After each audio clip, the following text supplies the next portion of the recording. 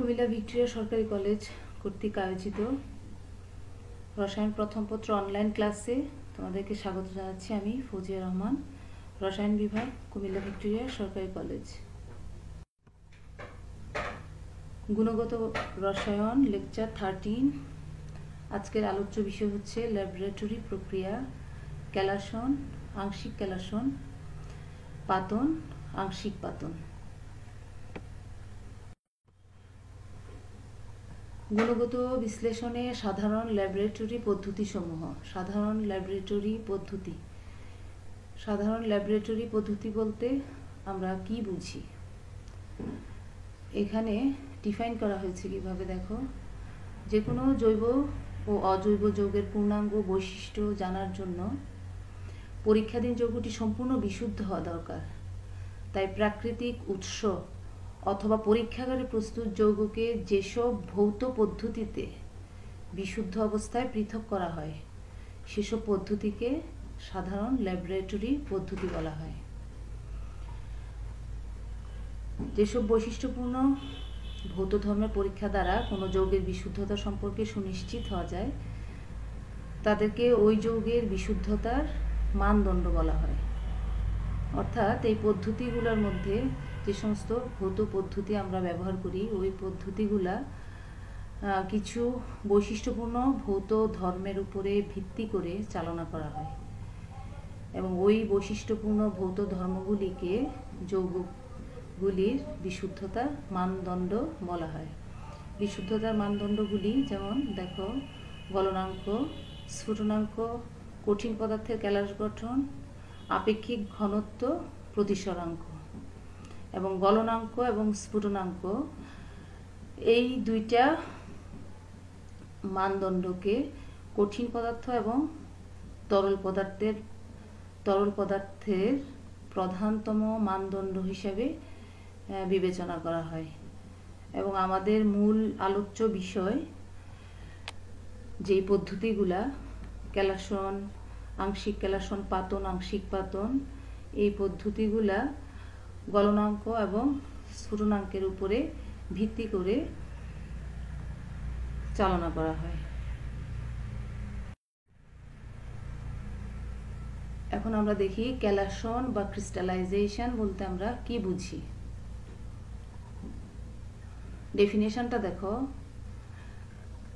কোনো কঠিন পদার্থের উত্তপ্ত সম্পৃক্ত দ্রবণকে ধীরে ধীরে শীতল করে দ্রবণীয় কঠিন পদার্থকে দ্রবণ হতে ক্যালাস আকারে পৃথক করার পদ্ধতিকে ক্যালাসন বা ক্রিস্টালাইজেশন বলা হয়। Crystallization is the process of formation of solid crystals of a substance by precipitating it out from a saturated solution. আচ্ছা, এই ক্ষেত্রে মূলনীতিটা দেখো যে জৈব, এবং মনে রাখতে হবে যে জৈব পদার্থের ক্ষেত্রে এই পদ্ধতি অধিক ব্যবহৃত হয়। যৌগটিকে একটি উপযুক্ত দ্রাবকে দ্রবীভূত করে প্রথমে সম্পৃক্ত দ্রবণে পরিণত করা হয়। এরপর তাপমাত্রা বৃদ্ধি করে আরো অতিরিক্ত দ্রব যোগ করে দ্রবণটি অতিপৃক্ত করা হয়। দ্রবণকে পরিস্রাবণ করে অদ্রবণীয় কঠিন ভেজাল উপাদানকে অপসারিত করা হয়। পরিশ্রুত দ্রবণকে আরো তাপ প্রয়োগে অতি ঘন দ্রবণে পরিণত করা হয়। দ্রবণকে ধীরে ধীরে শীতল করা হয়, পাত্রের নিচে ধীরে ধীরে ক্যালাস উৎপন্ন হতে থাকে। এখানে বলা হয়েছে যে ক্রিস্টালাইজেশন যে পদ্ধতি, এই পদ্ধতিতে আমরা পরীক্ষাধীন যৌগটিকে একটি উপযুক্ত দ্রাবকে দ্রবীভূত করে প্রথমে আমরা এটার একটা সম্পৃক্ত দ্রবণ তৈরি করব। সম্পৃক্ত দ্রবণ কাকে বলে তোমরা জানো, যে সম্পৃক্ত দ্রবণ হচ্ছে ম্যাক্সিমাম দ্রব যোগ করার পর আর অতিরিক্ত দ্রব দিলেও এখানে কিন্তু অতিরিক্ত দ্রব সলিউবল হবে না, কিন্তু যদি আমরা তাপ দেই দ্রবণটিকে তখন অতিরিক্ত দ্রব সলিউবল হবে। তখন কিন্তু দ্রবণটিকে বলা হয় সুপার স্যাচুরেটেড সলিউশন বা অতিপৃক্ত দ্রবণ। তখন দ্রবণটিকে আমরা পরিস্রাবণ করব। পরিস্রাবণ করলে তোমরা জানো যে অদ্রবণীয় কঠিন ভেজাল উপাদানগুলা পৃথক করা যায় এবং পরিশ্রুত দ্রবণ যে ফিল্ট্রেট পার্ট, ওই ফিল্ট্রেট পার্টটাকে আমরা তাপ প্রয়োগ করে আরও ঘন দ্রবণে পরিণত করব এবং আরও ঘন দ্রবণে পরিণত করার পর দ্রবণটিকে ধীরে ধীরে শীতল করা হবে। এখানে ধীরে ধীরে শীতল করার ব্যাপারটা খুবই গুরুত্বপূর্ণ, কারণ শীতলীকরণ যদি খুব দ্রুত করা হয় তাহলে ক্যালাসের আকার ভালো হবে না। ক্যালাসের আকার অনেক ক্ষুদ্র ক্ষুদ্র হতে পারে অথবা পাউডারের মতো হতে পারে। ফলে স্লোলি শীতলীকরণ ব্যাপারটা ক্রিস্টালাইজেশনের ক্ষেত্রে খুবই গুরুত্বপূর্ণ। তাহলে ক্যালাসের আকার ভালো হবে এবং পাত্রের নিচে ধীরে ধীরে ক্যালাস উৎপন্ন হতে থাকবে। ক্যালাসন প্রক্রিয়ায় আরেকটা কথা মনে রাখতে হবে যে ক্যালাসন প্রক্রিয়ায় সঠিক দ্রাবক নির্বাচন খুবই গুরুত্বপূর্ণ।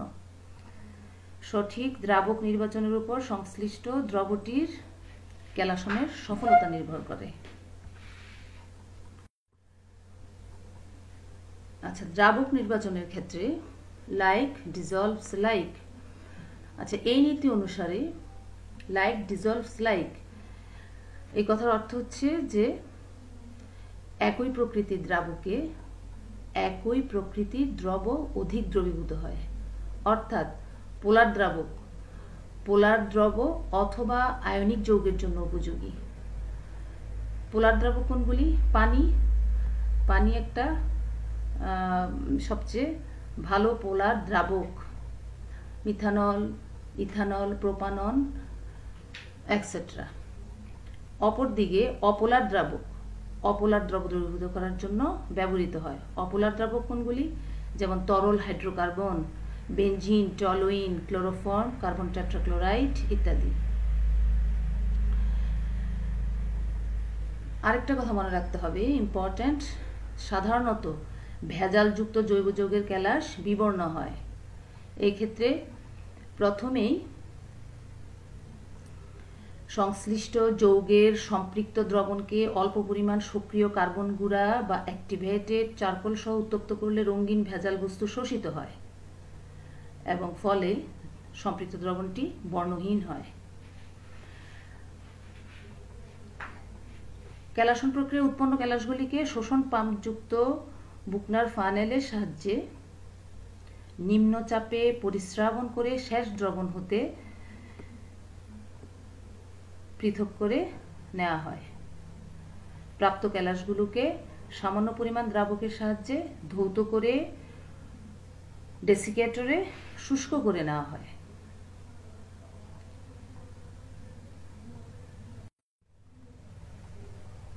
আচ্ছা, এখন দেখো রিক্রিস্টালাইজেশন বা পুনঃক্যালাসন বলতে আমরা কি বুঝি। আমরা একবার ক্যালাসন করে ক্যালাস পেয়েছি। এখন ডেফিনেশনে কি বলা হয়েছে দেখো, কোনো যৌগকে একবার ক্যালাসন করে যদি সম্পূর্ণ বিশুদ্ধ না করা যায় তাহলে প্রাপ্ত ক্যালাসগুলোকে পুনরায় একই পদ্ধতিতে ক্যালাসন করে প্রাপ্ত ক্যালাসকে শুষ্ক করে বিশুদ্ধ ক্যালাস পাওয়া যায়। এই প্রক্রিয়াকে পুনঃক্যালাসন বলা হয়। বলা হচ্ছে যে আমরা প্রথমে একবার কঠিন যৌগটিকে ক্যালাসন করে ক্যালাস আকারে তাকে শুষ্ক করে নিব। সেকেন্ডলি এটাকে আবার একই প্রক্রিয়ায় আমরা ক্যালাসন করব। পরপর দুবার ক্যালাসন করে একই গলনাঙ্ক বিশিষ্ট ক্যালাস পাওয়া গেলে ধরে নেওয়া হয় যৌগটি বিশুদ্ধ অবস্থা পাওয়া গিয়েছে। পিকচার দেখো, এখানে দেখো, এটা হচ্ছে একটা বুকনার ফানেল। এটা হচ্ছে বুকনার ফানেল। বুকনার ফানেলে একটা ফিল্টার পেপার দেওয়া হয়েছে, দেখতে পাচ্ছ ক্রিস্টাল। এখানে ক্রিস্টাল জমা হবে, ফিল্টার পেপারের উপরে ক্রিস্টাল পাবে, এখানে ফিল্ট্রেট পার্ট জমা হবে। এটা একটা সাকশন পাম্প। এই পাম্পের সাহায্যে আমরা ক্যালাসন দ্রুত করতে পারবো।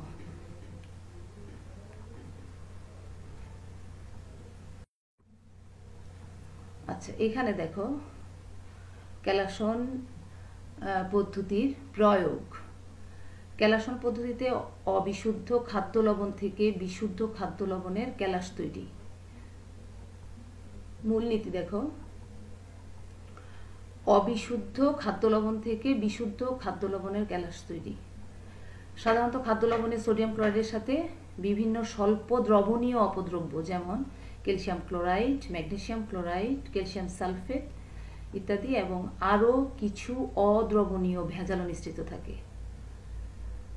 অদ্রবণীয় পদার্থকে লবণের দ্রবণ থেকে পরিস্রাবণ করে পৃথক করা যায়। আমরা প্রথমেই অদ্রবণীয় পদার্থগুলিকে খাদ্য লবণের দ্রবণ থেকে পরিস্রাবণের মাধ্যমে পৃথক করে নিব। আর স্বল্প দ্রবণীয় অপদ্রব্যের ক্ষেত্রে স্বল্প দ্রবণীয় অপদ্রব্যের পৃথকীকরণের লক্ষ্যে উচ্চ তাপমাত্রায় সাধারণ লবণের একটি পরিষ্কার সম্পৃক্ত দ্রবণ তৈরি করে ওই দ্রবণকে শীতল করার পর তাতে কিছু পরিমাণ ঘন হাইড্রোক্লোরিক অ্যাসিড যোগ করলে সহজেই সোডিয়াম ক্লোরাইডের ক্যালাস পাওয়া যায়। আচ্ছা, এখানে দেখো, এখানে গাঢ় হাইড্রোক্লোরিক অ্যাসিড যোগ করলে ক্লোরাইড আয়নের ঘনমাত্রা বৃদ্ধি পায় এবং সমায়ন প্রভাবে সোডিয়াম ক্লোরাইডের বিয়োজন মাত্রা হ্রাস পায়। দ্রবণে সোডিয়াম আয়ন এবং ক্লোরাইড আয়নের আয়নিক গুণফল সোডিয়াম ক্লোরাইডের দ্রাব্যতা গুণফলকে অতিক্রম করে এবং সে কারণে বিশুদ্ধ সোডিয়াম ক্লোরাইড ক্যালাস আকারে দ্রবণ থেকে পৃথক হয়। ভেজাল হিসাবে উপস্থিত অন্যান্য লবণগুলো দ্রবণে থেকে যায়। এখানে বলা হয়েছে যে স্বল্প দ্রবণীয় অপদ্রব্যের পৃথকীকরণের লক্ষ্যে উচ্চ তাপমাত্রা সাধারণ লবণের প্রথমে আমরা কি করব, সাধারণ লবণের একটি পরিষ্কার সম্পৃক্ত দ্রবণ তৈরি করে ওই দ্রবণকে শীতল করব। শীতল করার পর আমরা তাতে কিছু পরিমাণ ঘন হাইড্রোক্লোরিক অ্যাসিড যোগ করব। সহজেই আমরা সোডিয়াম ক্লোরাইডের ক্যালাস পাবো। এখন হাইড্রোক্লোরিক অ্যাসিড যোগ করার কারণ কি? গাঢ় হাইড্রোক্লোরিক অ্যাসিড যোগ করলে তোমরা জানো যে গাঢ় হাইড্রোক্লোরিক অ্যাসিড একটা স্ট্রং ইলেকট্রোলাইট, শক্তিশালী তড়িৎ বিশ্লেষ্য পদার্থ এবং এটা দ্রবণে পূর্ণ মাত্রায় আয়নিত হয়ে ক্লোরাইড আয়ন উৎপন্ন করে, ফলে ক্লোরাইড আয়নের ঘনমাত্রা বৃদ্ধি পায়। আচ্ছা, এখন সোডিয়াম ক্লোরাইড থেকে তুমি পাচ্ছ ক্লোরাইড আয়ন, সোডিয়াম আয়ন। তুমি হাইড্রোক্লোরিক অ্যাসিড যোগ করলে এখান থেকেও পাবে ক্লোরাইড আয়ন, অর্থাৎ দুইটা রাসায়নিক বিক্রিয়া থেকে এখানে একটা কমন আয়ন ক্লোরাইড আয়ন পাওয়া যাচ্ছে। তাহলে এখানে একটা কমন আয়ন ইফেক্ট হবে। কমন আয়ন ইফেক্ট সম্পর্কে তোমরা জানো যে কমন আয়ন ইফেক্টের কারণে দুইটা তড়িৎ বিশ্লেষ্যের মধ্যে দুর্বল তড়িৎ বিশ্লেষ্যের ঘন বিয়োজন মাত্রা আরও হ্রাস পায়। তো ফলে এখানে আবার যেহেতু হাইড্রোক্লোরিক অ্যাসিড যোগ করার ফলে এখানে ক্লোরাইড আয়নের ঘনমাত্রা বৃদ্ধি পায় এবং দ্রবণে রয়েছে সোডিয়াম আয়ন, ফলে সোডিয়াম আয়ন এবং ক্লোরাইড আয়নের আয়নিক গুণফল সোডিয়াম ক্লোরাইডের দ্রাব্যতা গুণফলকে অতিক্রম করে। এবং আমরা জানি যে কোনো লবণের যখন আয়নিক গুণফল দ্রাব্যতা গুণফলকে অতিক্রম করে তখনই লবণটা কিন্তু অধঃক্ষিপ্ত হয়। আচ্ছা, তাহলে আমরা এখানে পাচ্ছি কি, সোডিয়াম ক্লোরাইড ক্যালাস আকারে পাচ্ছি। সোডিয়াম ক্লোরাইড ক্যালাস আকারে দ্রবণ থেকে পৃথক হয় আর ভেজাল হিসাবে উপস্থিত অন্যান্য লবণগুলো দ্রবণে থেকে যায়। তাহলে তুমি এই পদ্ধতিতে ক্যালাসন পদ্ধতি প্রয়োগ করে তুমি বিশুদ্ধ খাদ্য লবণের ক্যালাস পাচ্ছ অবিশুদ্ধ খাদ্য লবণ থেকে, এবং এটা তোমাদের ব্যবহারিক রয়েছে এবং চিত্রসহ কাজের ধারা ব্যবহারিক খাতায় লিখতে হবে। এটা আমি এই জন্য এখানে অ্যাড করে দিয়েছি যে চিত্রসহ কাজের ধারা ব্যবহারিক খাতায় লিখতে হবে।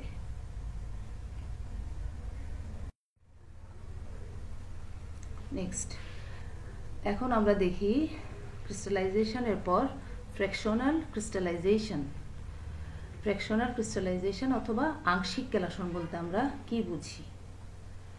আংশিক কেলাসন দেখো, প্রথমেই আমরা ডেফিনেশনটা একটু দেখে নিই। এখানে দেখো, উপযুক্ত কোনো একটি দ্রাবকে বিভিন্ন দ্রাব্যতা বিশিষ্ট দুই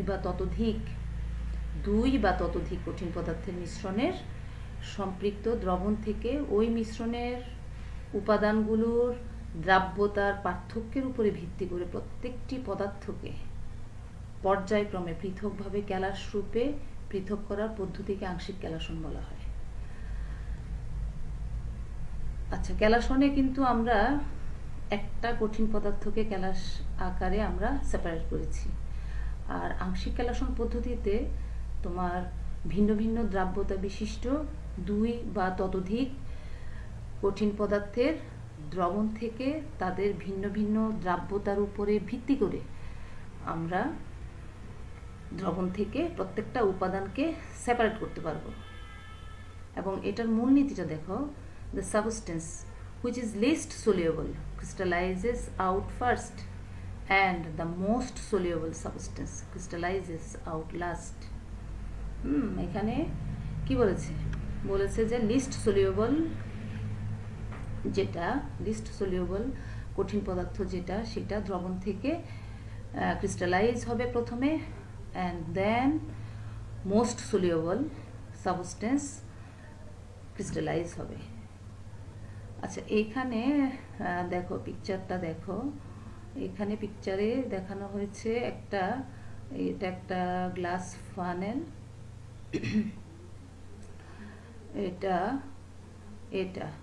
এটা হচ্ছে হট ওয়াটার জ্যাকেট। আমরা এখানে হাই টেম্পারেচার প্রোভাইড করেছি। দিস ইজ এ বার্নার,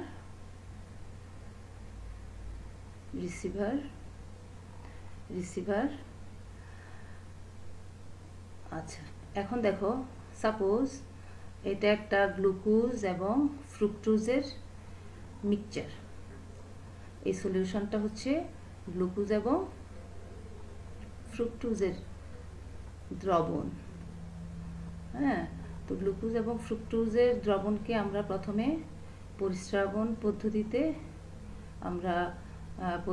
পদ্ধতিতে এটাকে পরিস্রাবণ করলে আমরা ফিল্ট্রেট বা পরিশ্রুত দ্রবণ হিসাবে আমরা গ্লুকোজ ফ্রুক্টোজের মিশ্রণটা এখানে পাচ্ছি।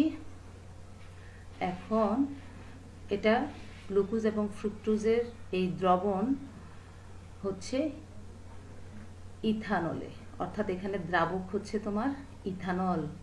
এবং আমরা জানি যে glucose is not much soluble in ethanol.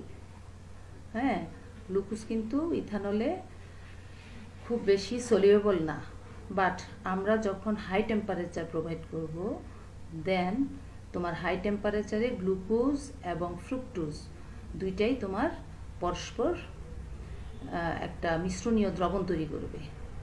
হ্যাঁ, মিশ্রণীয় দ্রবণ তৈরি করবে। তাহলে আমরা এখানে হাই টেম্পারেচারে ব্যবস্থা করেছি, তো ফলে এখানে হাই টেম্পারেচারে গ্লুকোজ ফ্রুক্টোজের দ্রবণ, দেন তুমি ফিল্ট্রেশন করে তুমি ফিল্ট্রেট পার্ট পাচ্ছ। ফিল্ট্রেট পার্টে তোমার রয়েছে কি গ্লুকোজ এবং ফ্রুক্টোজ।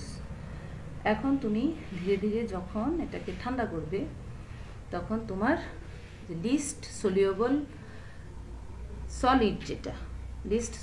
সলিড এখানে গ্লুকোজ, এখানে ইথানলে গ্লুকোজের সলিউবিলিটি ফ্রুক্টোজের চেয়ে কম, ফলে গ্লুকোজ তোমার আগে এখানে ক্রিস্টালাইজ হবে।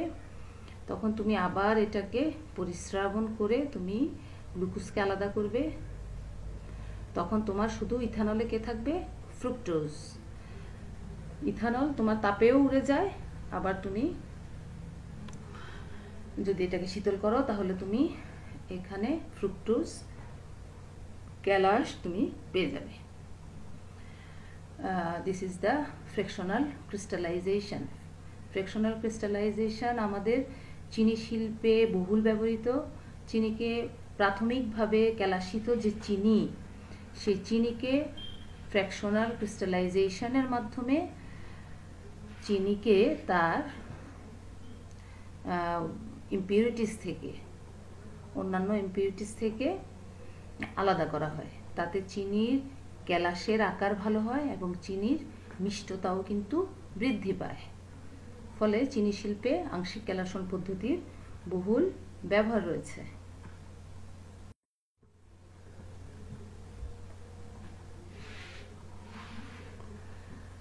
এখন দেখো আমরা যাচ্ছি পাতন প্রক্রিয়াতে। পাতন বা ডিস্টিলেশন। আচ্ছা, পাতন বা ডিস্টিলেশন জানার আগে আমাদেরকে জানতে হবে উদ্দায়ী পদার্থ কাকে বলে। উদ্দায়ী তরল, অনুদ্দায়ী তরল। আচ্ছা দেখো সংজ্ঞায় কি বলেছে, যে তরল পদার্থ এর স্ফুটনাঙ্কের মধ্যে বিয়োজিত না হয়ে বাষ্পীভূত হয় এবং সে বাষ্পকে শীতল করে ঘনীভূত করার পর একই তরল পাওয়া যায় তাকে উদ্দায়ী তরল বলে। অর্থাৎ একটা তরল পদার্থ তার বয়লিং পয়েন্টের মধ্যে সে বিয়োজিত হবে না, বিয়োজিত না হয়ে বাষ্পীভূত হবে এবং সেই বাষ্পকে শীতল করা হবে। শীতল করলে সেই বাষ্প ঘনীভূত হয়ে আবার আগের তরলই পাওয়া যাবে। এই ধরনের তরলগুলোকে বলা হয় ভোলাটাইল লিকুইড অথবা উদ্দায়ী তরল। আচ্ছা, তাপ প্রয়োগে, তাহলে এবার আসো পাতনের সংজ্ঞা। তাপ প্রয়োগে কোনো তরলকে বাষ্পে রূপান্তর ও শীতলীকরণে ঘনীভূত হয়ে একই তরলে পরিণত হওয়ার প্রক্রিয়াকে পাতন বলে। রাইট? অর্থাৎ পাতনকে একটা ইকুয়েশনে ফেলো। পাতন ইজ ইকুয়াল টু তরলের বাষ্পীভবন দেন ঘনীভবন। তরলকে তুমি প্রথমে বাষ্পীভূত করছো এবং বাষ্পের ঘনীভবন করছো, সেটা ঘনীভূত হয়ে আবার তোমার সিমিলার তরলে পরিণত হবে। আচ্ছা, এখন দেখো অবস্থা ভেদে পাতনকে আমরা 5 শ্রেণীতে বিভক্ত করতে পারি। পাতন 5টা শ্রেণী কি? সাধারণ পাতন, আংশিক পাতন, সমস্ফুটন পাতন, বাষ্প পাতন এবং নিম্নচাপ পাতন। এই 5টা পদ্ধতিতে আমরা অবস্থা ভেদে পাতনকে ক্লাসিফাই করতে পারি। আচ্ছা, এখানে দেখো ইউজেস অফ ডিস্টিলেশন। ডিস্টিলেশনের সিম্পলি দুইটা ইউজেস, ভাইটাল ইউজেস আমি এভাবে বলেছি যে দেখো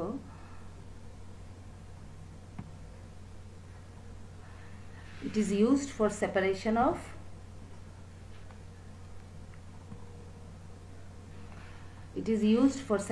of mixture of two miscible liquids. It is used for separation of mixture of two miscible liquids to separate volatile substances from non-volatile impurities. Right? To separate volatile substances from non-volatile impurities. দুইটা মিসিবল liquid থেকে তুমি কম্পোনেন্টগুলিকে আলাদা করতে পারবে পাতন প্রক্রিয়ায়, 2 or more। তারপরে আরেকটা হচ্ছে যে তুমি উদ্দায়ী সাবস্টেন্সকে নন ভোলাটাইল ইম্পিউরিটিস থেকে আলাদা করতে পারবে। উদ্দায়ী সাবস্টেন্সকে তুমি নন ভোলাটাইল অথবা অনুদ্দায়ী ইম্পিউরিটিস থেকে পৃথক করতে পারবে।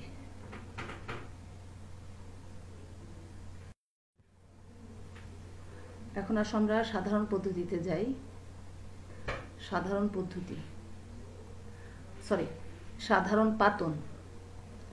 আচ্ছা, সাধারণ পাতন যে পাতন প্রক্রিয়ায়, ডেফিনেশন দেখো, যে পাতন প্রক্রিয়ায় অনুদ্দায়ী কঠিন ও তরল পদার্থ থেকে উদ্দায়ী তরলকে বলেছে, যে পাতন প্রক্রিয়ায় অনুদ্দায়ী কঠিন এবং তরল পদার্থ থেকে উদ্দায়ী তরলকে, এখানে মিশ্রণ হচ্ছে তোমার একটা উদ্দায়ী তরল এবং একটা অনুদ্দায়ী কঠিনের। বলেছে যে অনুদ্দায়ী কঠিন ও তরল পদার্থ থেকে উদ্দায়ী তরলকে এবং 40 ডিগ্রি সেলসিয়াস তাপমাত্রার অধিক ব্যবধানের স্ফুটনাঙ্ক বিশিষ্ট দুই তরলের মিশ্রণ থেকে পরস্পরকে বিশুদ্ধ অবস্থায় পৃথক করা যায় তাকে সাধারণ পাতন বলে। বলেছে যে অনুদ্বায়ী কঠিন ও তরল পদার্থ থেকে উদ্বায়ী তরলকে এবং 40 ডিগ্রি সেলসিয়াস তাপমাত্রার অধিক ব্যবধানের স্ফুটনাঙ্ক বিশিষ্ট দুই তরল পদার্থের মিশ্রণ থেকে পরস্পরকে বিশুদ্ধ অবস্থায় পৃথক করা যায় যে পদ্ধতিতে তাকে সাধারণ পাতন বলে। তাহলে আমরা এখানে নিতে পারি দুইটা তরল পদার্থের মিশ্রণ, যেই দুইটা তরল পদার্থের স্ফুটনাঙ্ক তোমার 40 ডিগ্রি সেলসিয়াস অ্যাবাভ, তাদের স্ফুটনাঙ্কের ডিফারেন্স হচ্ছে 40 ডিগ্রির বেশি। অথবা আমি নিতে পারি অনুদ্বায়ী কঠিন এবং তার সাথে একটা উদ্বায়ী তরল। এই দুই প্রকার থেকে আমরা উপাদানগুলিকে পাতন পদ্ধতিতে পৃথক করতে পারবো। আচ্ছা, সাধারণ পাতন প্রক্রিয়া কি কি লাগে দেখো। পাতন ফ্লাস্ক, লিভিক শীতক ও গ্রাহক পাত্র। এছাড়া তাপমাত্রা মেনশন করার জন্য থার্মোমিটার ব্যবহৃত হতে পারে। আচ্ছা, এখানে পিকচার দেখো,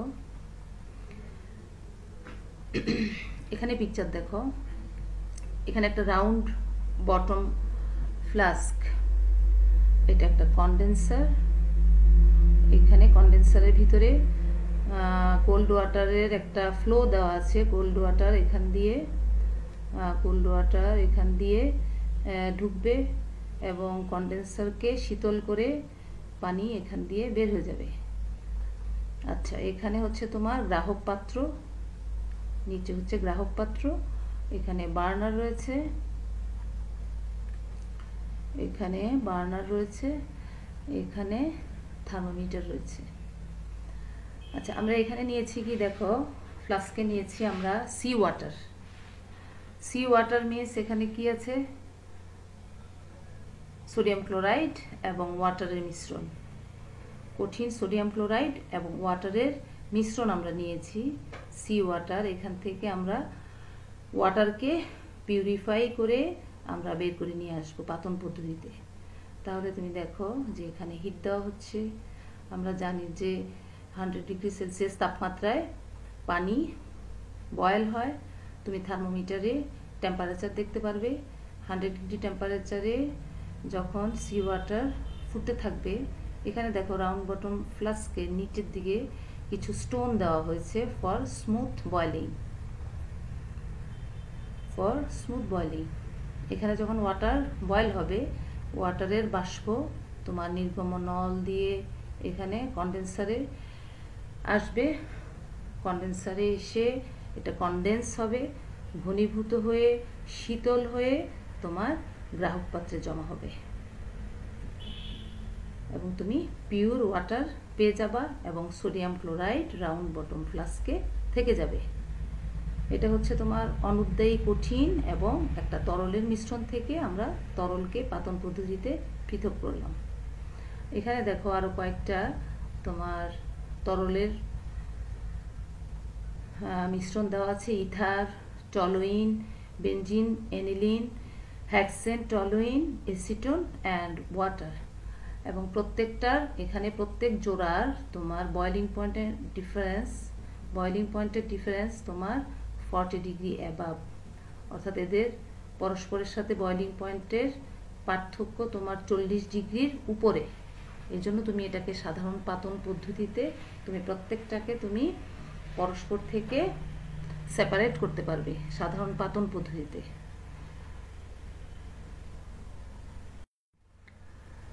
এখন আসো আমরা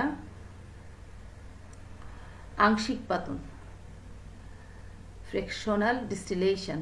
তোমাকে এতক্ষণ বলেছি ডিস্টিলেশন, অনলি পাতন। এখন আসো ফ্রিকশনাল ডিস্টিলেশন বা আংশিক পাতন। পিকচারটা দেখো আগে। পাতনের পিকচারের সাথে এখানের কি পার্থক্য দেখা যাচ্ছে?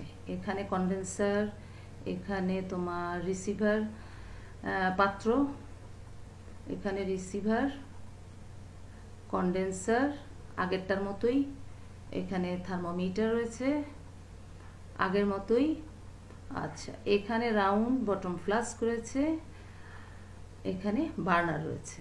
তাহলে পাতনেও তোমার বার্নার ছিল, রাউন্ড বটম ফ্লাস্ক ছিল, থার্মোমিটার ছিল, এখানে তোমার কন্ডেন্সার ছিল, গ্রাহক পাত্র ছিল।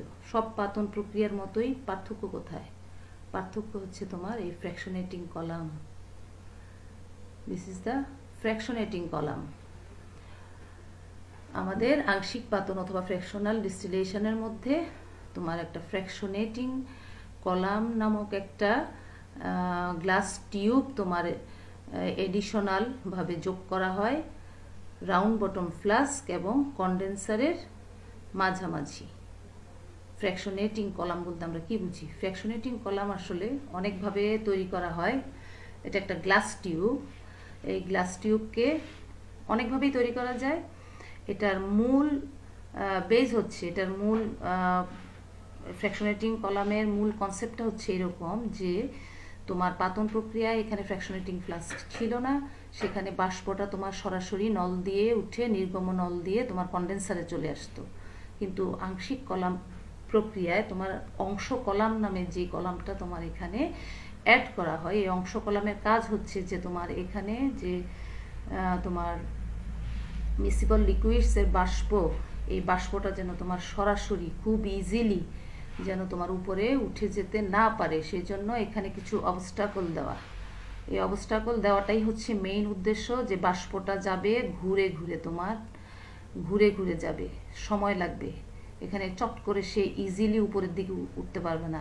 এইভাবে ঘুরে ঘুরে, এইভাবে ঘুরে ঘুরে বাষ্পটা স্টেপ ওয়াইজ উপরের দিকে যাচ্ছে। বাষ্পটা জাস্ট কতগুলি তোমার অবস্টাকল তৈরি করা। অংশ কলামের মূল কনসেপ্ট হচ্ছে এটা, তোমার বাষ্পটাকে সরাসরি উপরে উঠতে না দেওয়া, টাইম কনজিউমিং, এটা যেন টাইম লাগে যেন যেতে। আচ্ছা, এখন এই ধরনের এবং অংশ কলাম তোমরা জানো যে এক এক বইয়ে এক এক ধরনের চিত্র দেওয়া হয়। মূল জিনিস হচ্ছে যে তোমাকে এখানে কিছু অবস্টাকলস তৈরি করে দেওয়া, বাষ্পটাকে ইজিলি যেতে না দেওয়া। এখানে কিছু তোমার কাচের টুকরা দিয়েও অংশ কলাম তৈরি করা হয়। আরও তোমার এই পথটাকে বিভিন্নভাবে তোমার তৈরি করা যায়। এখানে একরকমভাবে দেখানো হয়েছে। তাহলে এটাকে তুমি এখানে স্থাপন করছো কোথায়? রাউন্ড বটম ফ্লাস্ক এবং কন্ডেন্সারের মাঝামাঝি। তাহলে আমরা দেখো যে আমরা ধরে নিচ্ছি যে এখানে আমরা দুইটা লিকুইডের মিসিবল মিক্সচার নিয়েছি, অ্যালকোহল এবং ওয়াটার, অ্যালকোহল এবং ওয়াটার। আর আংশিক পাতনের ব্যাপারটা হচ্ছে যে এখানে বয়লিং পয়েন্ট ডিফারেন্স হবে 40 ডিগ্রি বিলো। এখানে যেই দুইটা লিকুইড আমরা নিয়েছি বা একাধিকও হতে পারে, দুই বা তার যে মোরও হতে পারে, এখানে তোমার তাদের বয়লিং পয়েন্টের যে পার্থক্য সেটা হবে 40 ডিগ্রি সেলসিয়াস তাপমাত্রার কম। অনেক বইয়ে 30 ডিগ্রি লেখা আছে, অনেক বইয়ে 25 আছে, অনেক বইয়ে 20 আছে। যেহেতু আমাদের ইন্টার বইগুলোর মধ্যে বেশিরভাগ বইগুলোর মধ্যে তোমার 40 ডিগ্রি দেওয়া আছে, ফলে আমি এখানে 40 ডিগ্রি মেনশন করেছি। এখানে আমরা অ্যালকোহল এবং ওয়াটার নিয়েছি, যার অ্যালকোহলের দেখো এখানে বয়লিং পয়েন্ট হচ্ছে 78.37 ডিগ্রি সেলসিয়াস, ওয়াটার হচ্ছে 100 ডিগ্রি সেলসিয়াস। ফলে এখানে দেখছো যে 40 ডিগ্রি সেলসিয়াস তাপমাত্রার কম ডিফারেন্সে দুইটা তরলের মিশ্রণ আমরা এখানে নিয়েছি। ফলে এখানে দেখো অ্যালকোহলের বয়লিং পয়েন্ট হচ্ছে তোমার পানির থেকে কম, কিন্তু কাছাকাছি স্ফুটনাঙ্কগুলা, তরল দুইটার স্ফুটনাঙ্ক কাছাকাছি, কিন্তু অ্যালকোহলের কম্পারেটিভলি ওয়াটার থেকে কম। ফলে সে হচ্ছে বেশি উদ্দায়ী, ওয়াটার থেকে অ্যালকোহল বেশি উদ্দায়ী। ফলে এখানে কি হবে দেখো, যখন আমরা তাপ দিব তখন কাছাকাছি স্ফুটনাঙ্ক বিশিষ্ট দুইটা তরলের বাষ্প উঠতে থাকবে। যেহেতু অ্যালকোহল অধিক উদ্দায়ী, ফলে অ্যালকোহলের বাষ্প উপরের দিকে থাকবে এবং পানির বাষ্প নিচের দিকে থাকবে। হ্যাঁ, তো ফলে হবে কি যে পানির বাষ্প তোমার ঘুরে ঘুরে ঘুরে ঘুরে ঘুরে ঘুরে যাওয়ার সময় ঘনীভূত হয়ে যাবে। প্লাস আছে তোমার এদিকে উপরে অ্যালকোহলের বাষ্প, সেই বাষ্পের একটা চাপ আছে, এই দুই কারণে উপরে আছে অ্যালকোহল বাষ্পের চাপ এবং পানির বাষ্প ঘুরে ঘুরে যাওয়ার ফলে এবং অ্যালকোহল বাষ্পের চাপে এই দুই কারণেই সে কনডেন্স হয়ে আবার রাউন্ড বটম ফ্লাস্কে ফিরে আসবে এবং অ্যালকোহল ভ্যাপার তোমার তার স্ফুটনাঙ্কে গিয়ে বয়েল হয়ে তার অ্যালকোহল বাষ্প নির্গমন নল দিয়ে কন্ডেন্সারে চলে আসবে এবং পানি ফেরত যাবে রাউন্ড বটম ফ্লাস্কে পানির বাষ্প ফেরত যাবে রাউন্ড বটম ফ্লাস্কে এবং অ্যালকোহল বাষ্প তোমার চলে আসবে কন্ডেন্সারে এবং শীতল হয়ে সে তোমার রিসিভার পাত্রে চলে আসবে। তুমি রিসিভার পাত্র সরিয়ে নিবে, অ্যালকোহল পাওয়ার পর তুমি রিসিভার পাত্র সরিয়ে নিলে, নতুন পাত্র তুমি এখানে দিবে, নতুন রিসিভার এখানে দাও, তারপরে তুমি থার্মোমিটারে তুমি টেম্পারেচার দেখছো, টেম্পারেচার যখন 100 ডিগ্রি সেলসিয়াস হবে তখন তুমি দেখবে যে ওয়াটার পুরোপুরি বয়েল হয়ে দেন তোমার ওয়াটার ভ্যাপার কন্ডেন্সার দিয়ে এসে শীতল হয়ে নতুন তোমার গ্রাহক পাত্রে জমা হবে। তাহলে তুমি প্রথমে অ্যালকোহল সরিয়েছ, অ্যালকোহল হচ্ছে তোমার অধিক উদ্দায়ী, অ্যালকোহল সেপারেট করার পর তুমি পানির ভ্যাপারকে পাচ্ছ নতুন গ্রাহক পাত্রে এবং দুইটা আলাদা আলাদাভাবে মিশ্রণ থেকে আমরা এইভাবে আলাদা করে ফেলছি, রাইট? আচ্ছা, এখন দেখো আমরা একটু মূলনীতিটা দেখি। মূলনীতিতে কি বলেছে?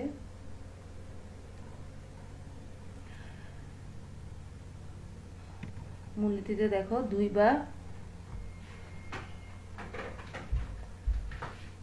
বা ততোধিক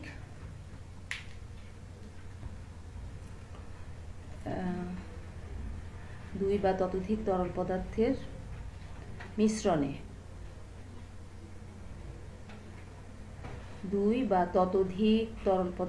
মিশ্রণে উপাদানের স্ফুটনাঙ্কের মধ্যে পার্থক্য 40 ডিগ্রি সেলসিয়াসের বেশি হলে উপাদানকে সাধারণ পাতন পদ্ধতিতে পরস্পর থেকে পৃথক করা যায়। বলেছে যে দুই বা ততোধিক তরল পদার্থের মিশ্রণে উপাদানের স্ফুটনাঙ্কের মধ্যে পার্থক্য 40 ডিগ্রি সেলসিয়াসের বেশি হলে উপাদানকে সাধারণ পাতন পদ্ধতিতে পরস্পর থেকে পৃথক করা যায়। কিন্তু যদি উপাদানগুলোর স্ফুটনাঙ্কের পার্থক্য 40 ডিগ্রি সেলসিয়াসের চেয়ে যথেষ্ট কম হয় তবে সেই ক্ষেত্রে পাতন প্রক্রিয়ায় উপাদানসমূহ পৃথকীকরণে পাতন ফ্লাস্ক এবং বায়ু শীতকের সাথে অংশ কলাম ব্যবহার করা হয়। বলেছে যে যদি উপাদানগুলোর স্ফুটনাঙ্কের পার্থক্য 40 ডিগ্রি সেলসিয়াসের চেয়ে যথেষ্ট কম হয় তবে সেক্ষেত্রে পাতন প্রক্রিয়ায় উপাদানসমূহ পৃথকীকরণে পাতন ফ্লাস্ক এবং বায়ু শীতকের সাথে অংশ কলাম ব্যবহার করা হয়। এভাবে পাতন প্রক্রিয়ায় পাতন ফ্লাস্ক এবং শীতকের মাঝে অংশ কলাম স্থাপন করে বিভিন্ন নিকট বা ফ্র্যাকশনালের ডিস্টিলেশনের প্রয়োগ আমাদের বিভিন্ন রসায়ন শিল্পে মিশ্রণ রয়েছে। যেমন পৃথক করার প্রক্রিয়াই হচ্ছে তোমার আংশিক পাতন। ক্রুড পেট্রোলিয়াম থেকে পেট্রোল, ডিজেল, কেরোসিন এগুলি পাওয়া যায় এবং ক্রুড পেট্রোলিয়াম থেকে পেট্রোল, ডিজেল, কেরোসিন পৃথকীকরণে তোমার আংশিক পাতন পদ্ধতি ব্যবহৃত হয়। আলকাতরা থেকে বিভিন্ন উপাদান পৃথকীকরণে তোমার ফ্র্যাকশনাল ডিস্টিলেশন, লঘু তেল থেকে বেনজিন উৎপাদনে তোমার ফ্র্যাকশনাল ডিস্টিলেশন ব্যবহৃত হয়। এই ছিল আমাদের আজকের সেশন। ডিয়ার স্টুডেন্টস, তোমরা অপ্রয়োজনে ঘরের বাইরে যাবে না, নিরাপদ থাকবে, সুস্থ থাকবে। বাই।